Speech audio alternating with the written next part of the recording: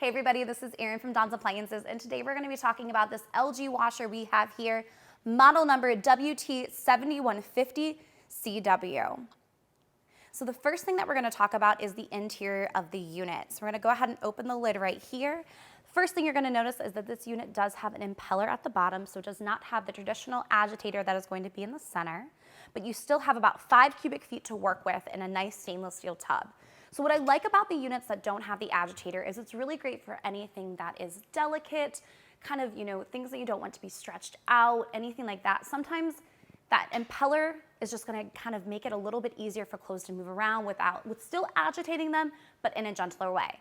So that's what we're going to have here. Nice big space. As I've talked about before, we don't want to fill that up too much because we still want the unit to be able to kind of work around and utilize the other clothes around it to do that agitation process.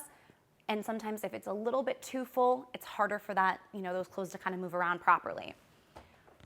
This unit specifically I like because it is really simple on the control board. I feel like there have been times where, certain washers have a lot of different cycles and options that sometimes aren't used. There can be a little overwhelming. And this is really going to have, a pretty simplistic control panel. So if you're looking for something that, is maybe a little bit more traditional, but you want something without an agitator and you don't want too many bells and whistles, this would be a really good option for you. 9 times out of 10, we have this unit in stock as well.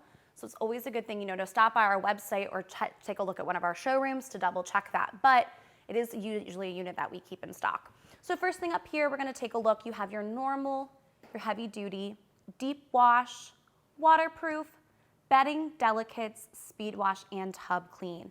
So anytime you use the normal cycle, you can actually edit and adjust any of these settings to kind of best fit what you're looking for.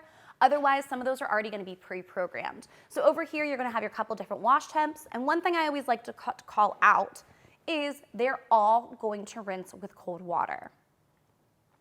Second thing over here, you have your different spin speeds, different soil levels, and then you also still have a couple different options over here. So you're going to have your delay wash, which I really like. I utilize that function a lot.